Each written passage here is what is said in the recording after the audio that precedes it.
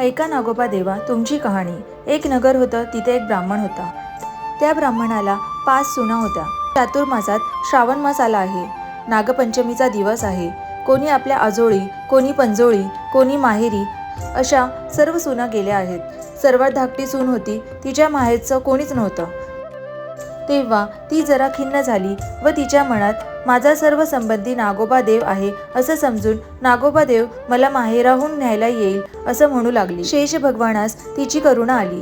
त्यानं ब्राह्मणाचा वेश घेतला व त्या मुलीला नेण्याकरता आला।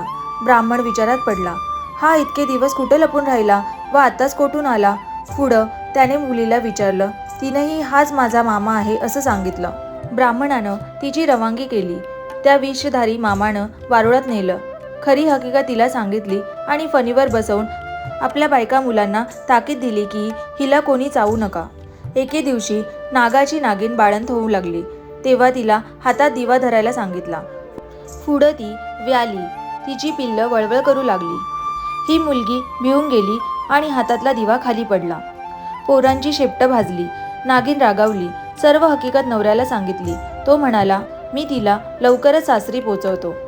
पुढे ती मुलगी पूर्वव्रत आनंदाने वागू लागली। एके दिवशी नागाने मुलीला अपार संपत्ती दिली आणि मनुष्यदेह धारण करून तिला सासरी पावती केली। नागाची पोरं मोठी झाली। आपल्या आईपाशी चौकशी केली, आमची शेपटं कशानं तुटली?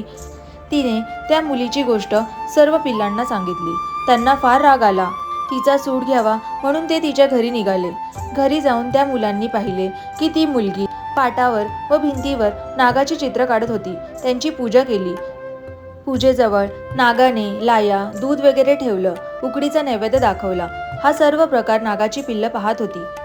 सरते शेवटी तिने देवाची प्रार्थना केली, जय नागोबा देवा, जिथं माझे भाऊ लांडोबा पुंडोबा असतील तिथे खुशाल असोत, असा नमस्कार केला। इकडे सर्व प्रकार यांनी पाहून मनातील सर्व राग घालविला। मनात तिच्याविषयी दया आली। पुढे त्या दिवशी तिथे वस्ती केली। दूध पाणी ठेवतात, त्यात पहाटे एक नवरत्नाचा हार ठेवून निघून गेले। दुसऱ्या दिवशी हार उचलून गळ्यात घातला। जसा तिला नागोबा प्रसन्न झाला तसं तुम्हा आम्हा सर्वांना हो। ही साठा उत्तराची कहाणी 5 उत्तरी सुफळ संपूर्ण।